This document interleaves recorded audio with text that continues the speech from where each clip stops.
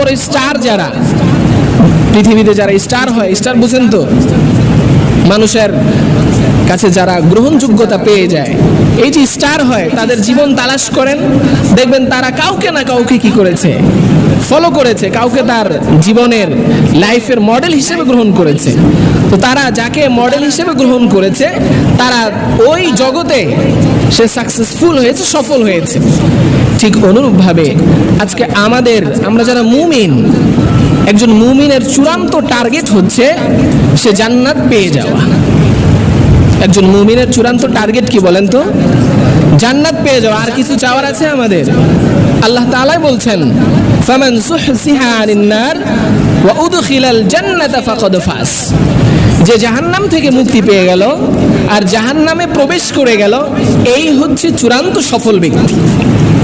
তাহলে একজন মুমিনের চূড়ান্ত টার্গেট, চূড়ান্ত